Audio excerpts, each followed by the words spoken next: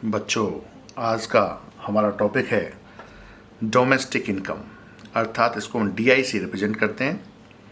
Domestic income को हम domestic product भी कह सकते हैं और कहते हैं। हिंदी में कहेंगे घरेलू आय, डोमेस्टिक इनकम घरेलू आय, डोमेस्टिक प्रोडक्ट घरेलू उत्पाद। अब हम इस शब्द को समझते हैं। एक तो घरेलू आय या घरेलू इनकम, इसका मतलब क्या है, क्या होता है ये घरेलू आय या डोमेस्टिक इनकम होता क्या है। पहली बात, डोमेस्टिक की जब बात करते हैं, डोमेस्टिक इट मीन्स, डोमेस्टिक्स कहते ही हमें अपनी इकोनॉमिक बाउंड्रीज, जो हमारी इकोनॉमिक बाउंड्रीज हैं उसको समझना चाहिए। किसी भी देश की इकोनॉमिक बाउंड्री को हम पढ़ चुके हैं, इकोनॉमिक टेरिटरी को हम पढ़ चुके हैं। तो इकोनॉमिक टेरिटरी के अंदर का जो भी इनकम किसने की, विदेशी और अपने देश के नागरिकों ने, अर्थात इसमें दोनों आएंगे, हमारे नॉर्मल रेजिडेंट्स और नॉन रेजिडेंट्स फॉरेनर्स, जो कि हमारी इकोनॉमिक टेरिटरी में काम कर रहे हैं, एक देश की इकोनॉमिक टेरिटरी में काम कर रहे हैं। तो इसमें किसकी आय आएगी? तो सबसे पहले डोमेस्टिक प्रोडक्ट्स में हमें फैक्टर इनकम किसकी करनी है, कारक आय किसकी होगी कि लैंड, लेबर, कैपिटल, एंटरप्रेन्योरशिप से जो कमाया गया धन है वही इसमें काउंट किया जाएगा, किसमें, डोमेस्टिक इनकम में। इसमें डोमेस्टिक टेरिटरी में, आर्थिक सीमाएं में हमारे पास नॉर्मल रेजिडेंट और नॉन रेजिडेंट्स दोनों के द्वारा अर्जित की गई आय हमारी डोमेस्टिक इनकम या घरेलू आय में आकलित की जाती है। तो जैसे ही हम डोमेस्टिक इनकम की बात करेंगे, तुरंत हमारे दिमाग में आना चाहिए डोमेस्टिक टेरिटरी, कि डोमेस्टिक टेरिटरी में कौन कौन लोग काम कर रहे हैं। तो उनकी जो फैक्टर इनकम है या उनकी जो साधन आय है, जो अंतिम वस्तु और सेवाएं हैं, उनका कुल मूल्य है, वह सब किस में आएगा, डोमेस्टिक इनकम में। आइए इसकी एक बार परिभाषा को देखते हैं कि डेफिनेशन इसकी क्या है, कि how we can define it. तो डेफिनेशन को देखते हैं। Domestic income, total factor income earned in domestic territory of a country in an accounting year by residents or non-residents। Basically पहली बात हम देखें कि फैक्टर इनकम हम किसको आकलित करेंगे, फैक्टर इनकम। इसमें हम ट्रांसफ़र इनकम को नहीं लेंगे, या किसी तरह की सहायता किसी से मिली है, कोई गिफ्ट मिला है, उसको काउंट नहीं करेंगे। ओनली फैक्टर इनकम, अर्थात कारक आय या साधन आय। अर्न बाई, कौन अर्न कर रहे हैं और कहाँ अर्न कर रहे हैं, डोमेस्टिक टेरिटरी में। हमारी जो डोमेस्टिक टेरिटरी है, इकोनॉमिक टेरिटरी है, उसमें तो कौन कौन कर रहे हैं, रेजिडेंट्स एंड नॉन रेजिडेंट्स। तो ये हमारे पास डेफिनेशन हो गई, total factor income earned in domestic territory of a country in an accounting year, और एक साल में, बाई रेजिडेंट्स और नॉन रेजिडेंट्स। तो ये इसके इंपॉर्टेंट टर्म्स हो गए कि एक साल में इनकम होनी चाहिए। नॉन रेजिडेंट रेजिडेंट्स कर सकते हैं, कहाँ करेंगे, डोमेस्टिक टेरिटरी में करेंगे। कौन सी इनकम, फैक्टर इनकम की बात कर रहे हैं हम लोग।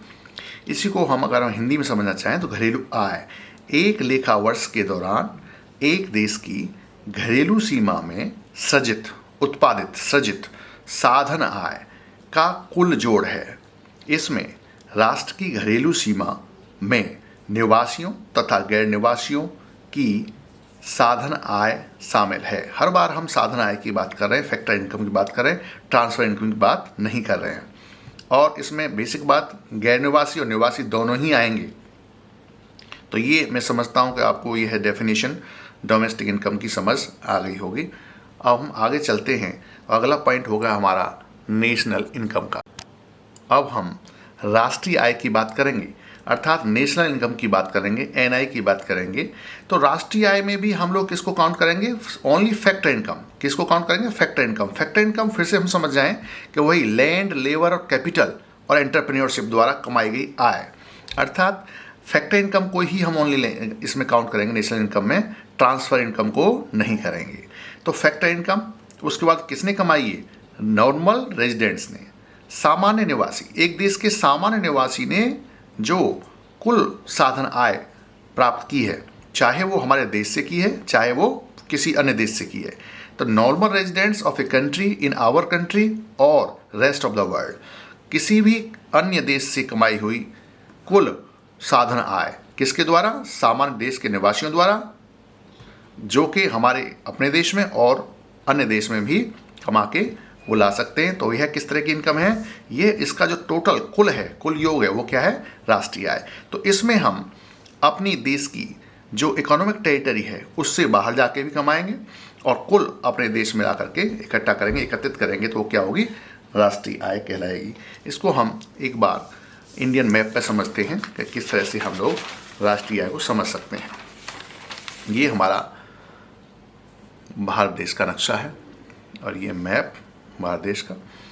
इसमें हम देखते हैं कि ये हमारी बाउंड्रीज़ हैं, इकोनॉमिक बाउंड्रीज़। इसके अलावा भी कुछ इकोनॉमिक बाउंड्रीज़ हैं हमारे देश के बाहर, जैसे कि हम पहले ही समझ चुके हैं देश के बाहर क्या क्या है। जो हमारी एम्बेसी है या अन्य हमारे कोई शिप चले हुए हैं बाहर, शिप या कोई एरोप्लेन चले हुए हैं, या हम कहें कि fishing vessels, oil and natural gas rigs and platforms, floating platforms, and these are all run by the national residents also. और अगर इसके अलावा क्या हो सकते हैं हमारे पास, एम्बेसीज, कॉन्सुलेट्स एंड मिलिट्री। ये हम पढ़ चुके हैं कि हमारी देश की जो राष्ट्रीय, कहें कि हमारे राष्ट्र की या हमारे देश की इकोनॉमिक टेरिटरी क्या है, हम पहले जान चुके हैं। अब हम देखेंगे कि देश में उत्पादित, अगर हम अपने ही सिर्फ अपनी जो इकोनॉमिक टेरिटरी में उत्पादित की बात करें, हम इसे मान लेते हैं यही हमारी इकोनॉमिक टेरिटरी है अन्य के अलावा, तो इकोनॉमिक टेरिटरी में कौन काम कर रहे हैं, नॉर्मल रेजिडेंट्स। ये क्या है, नॉर्मल रेजिडेंट्स, ये तो काम कर ही रहे हैं। और साथ में हमारे कौन काम कर रहे हैं, नॉन रेजिडेंट्स। ये क्या है, नॉन रेजिडेंट्स। नॉन रेजिडेंट्स और रेजिडेंट्स दोनों काम कर रहे हैं। अब हम देखें कि इन दोनों द्वारा, रेजिडेंट्स और नॉन रेजिडेंट्स द्वारा, हमारी इकोनॉमिक टेरिटरी में जो कुल उत्पादन हुआ है या कुल सकल आय उत्पादित हुई है, या कहें कि टोटल हमारे पास फैक्टर इनकम जो उत्पादित हुई है, किन से, फाइनल गुड्स एंड सर्विसेज से, तो वो क्या होगी, टोटल इन दोनों का टोटल क्या होगा, हमारे डोमेस्टिक इनकम में आएगा। अर्थात इन दोनों का टोटल किस में आएगा, हमारी जो है घरेलू आय में आएगा।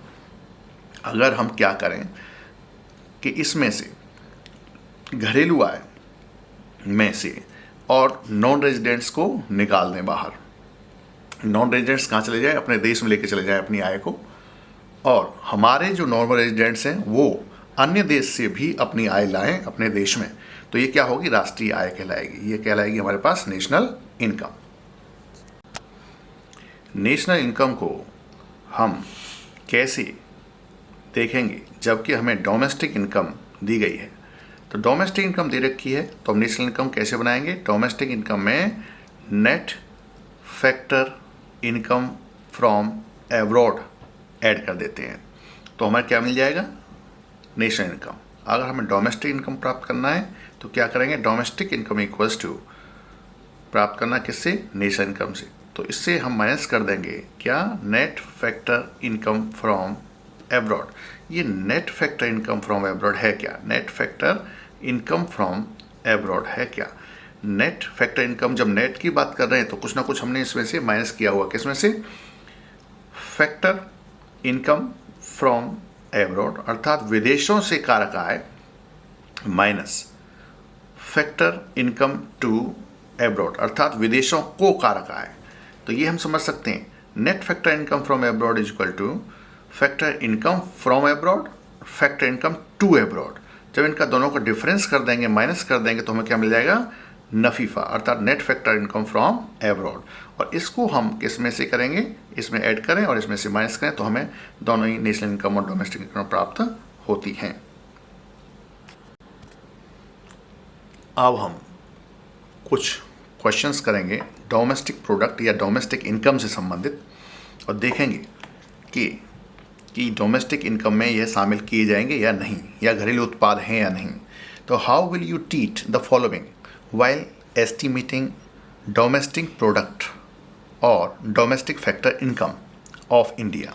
हम अपने देश के संबंधित देखेंगे कि हमारे देश की या डोमेस्टिक फैक्टर इनकम में यह आते हैं या नहीं। नंबर फर्स्ट क्वेश्चन है इसमें, rent received by an Indian residents from his property in Singapore.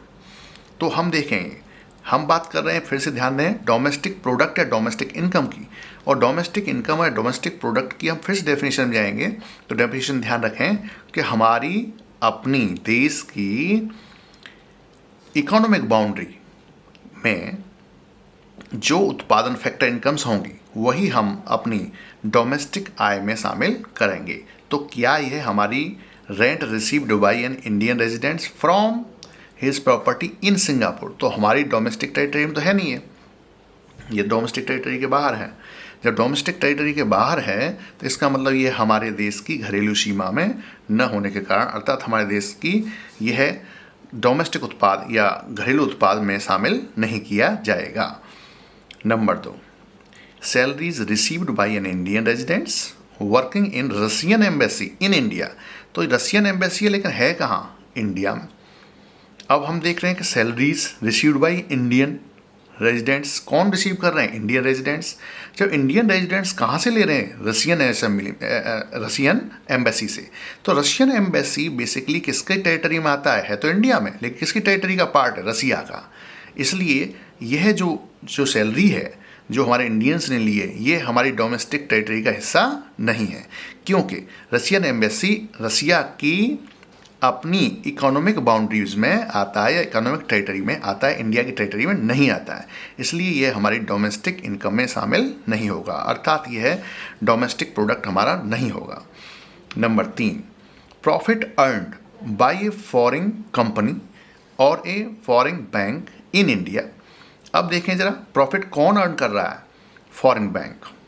कहाँ से अर्न कर रहा है? इंडिया से। तो इंडिया तो हमारी इकोनॉमिक बाउंड्री में है, तो इसका मतलब ये जो प्रोडक्ट है अर्थात ये जो इनकम है वो हमारी डोमेस्टिक इनकम में काउंट होगी, अर्थात यह डोमेस्टिक फैक्टर इनकम का ही हिस्सा है, अर्थात डोमेस्टिक प्रोडक्ट है ये। तो यहाँ पर हमारा यस आएगा। नंबर 5, देखिए, compensation of employees to the resident of Japan, compensation of employees to the resident of Japan working in Indian embassy in Japan. Indian embassy में जापान में वर्क कर रहे हैं लोग, कौन कर रहे हैं? देखो, जापानीज रेजिडेंट्स ऑफ जापान। तो जापानी लोग कहाँ वर्क कर रहे हैं? इंडियन एम्बेसी जापान में। इंडियन एम्बेसी जो जापान में वो किसकी डोमेस्टिक टेरिटरी है? हमारे इंडिया की टेरिटरी है। तो इंडिया की टेरिटरी है क्योंकि ये एम्बेसी है, जापान में स्थित है, लेकिन हमारी टेरिटरी का हिस्सा है, इसलिए इसमें जो भी आय सृजित की जाएगी या उत्पादित की जाएगी वो सभी क्या होगी? इंडिया की डोमेस्टिक इनकम में काउंट होगी, अर्थात ये डोमेस्टिक प्रोडक्ट होगा। 6, profit earn by A branch of state bank of India in Japan. In state bank of India in Japan, तो एसबीआई की एक शाखा कहाँ है? जापान में है। निश्चित रूप से एसबीआई भारत का बैंक है, लेकिन क्योंकि किसकी डोमेस्टिक टेरिटरी में है? जापान की डोमेस्टिक टेरिटरी में है। इसका मतलब जो भी इनकम अर्न हो रही है वो किसकी है? डोमेस्टिक टेरिटरी में हो रही है, जापान की में।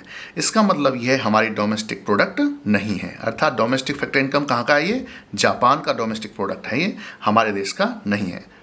इस तरह से हम ये क्वेश्चन समझ सकते हैं। आगे हम समझते हैं कुछ नेशनल इनकम पर। अब हमारा टॉपिक होगा नेशनल प्रोडक्ट, अर्थात राष्ट्रीय उत्पाद। तो राष्ट्रीय आय या राष्ट्रीय उत्पाद को देखें, हम क्वेश्चन के थ्रू समझेंगे। क्वेश्चन है, देखें, will the following be include in gross national product of India give reason. देखिए, ये क्या हमारी जीएनपी में शामिल होगा? क्या हमारी राष्ट्रीय आय का हिस्सा है ये? Question number 1, profits earned by a foreign company और a foreign bank in India. India में किसी फॉरेन बैंक ने या फॉरेन कंपनी ने क्या किया? धन कमाया, फैक्टर इनकम अर्न की। तो क्या वह हमारी राष्ट्रीय आय का हिस्सा है?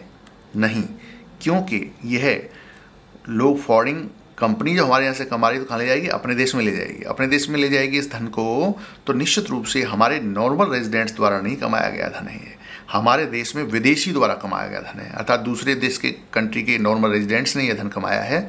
तो यह निश्चित रूप से हमारे देश की फैक्टर इनकम का हिस्सा नहीं है। इसलिए यह क्या होगा? ये फैक्टर जो हम देखें इसको कि यह क्या होगा? Factor income to abroad. किसका हिस्सा होगा? ये फैक्टर इनकम टू अब्रॉड, अर्थात ये जो इनकम है हमारी फैक्टर इनकम कहाँ चली गई? अब्रॉड, अर्थात ये हमारी राष्ट्रीय आय में शामिल नहीं होगी। Number 2, salary paid to American working in Indian embassy in America, Indian embassy in America. हम बात कर रहे हैं कि सैलरी पेड टू अमेरिकन्स, हमने किसको दिया सैलरी? अमेरिकन्स को दिए। Americans working in Indian embassy in America, जब इंडियन एम्बेसी किस में है? अमेरिका में है, तो इंडिया का हिस्सा, इंडिया की टेरिटरी का हिस्सा है। इकोनॉमिक टेरिटरी किसकी है? इंडिया की, क्योंकि इंडियन एम्बेसी है। लेकिन क्या हुआ? सैलरी पेड टू अमेरिकन्स, तो हमने दूसरे कंट्री के नॉर्मल रेजिडेंट्स को पे किया है। तो जो सैलरी है वो निश्चित रूप से दूसरे लोग ले गए, अर्थात वह ट्रांसफ़र हो गया दूसरे कंट्री को, तो फिर से फैक्टर इनकम टू एब्रॉड का हिस्सा हुआ और ये हमारी राष्ट्रीय आय में शामिल नहीं होगा। Number 3, salaries received by Indian residents. अब कौन रिसीव कर रहा है? Indian residents working in Russian embassy in India. अब ये रशियन एम्बेसी में वर्क कर रहे हैं और इंडिया वाले लोग सैलरी ले रहे हैं, तो ये फैक्टर इनकम फ्रॉम एब्रॉड, तो इसका मतलब ये ऐड होगा, ये हमारी निश्चित रूप से राष्ट्रीय आय का उस हिस्सा होगा, अर्थात नेशनल प्रोडक्ट या नेशनल इनकम का हिस्सा होगा। चौथा, dividend received by an Indian from his investment in shares of A foreign company. Foreign company में हमने इन्वेस्टमेंट किया, हमारे इंडियंस ने इन्वेस्टमेंट किया है, और ये होगी factor income from other country, या कहें कि ये हमारी फैक्टर इनकम है, ये राष्ट्रीय आय में शामिल होगी। तो इस तरह से हम देख सकते हैं कि नेशनल प्रोडक्ट के कुछ क्वेश्चंस और हमें समझ में आ गए होंगे, मैं समझता हूँ।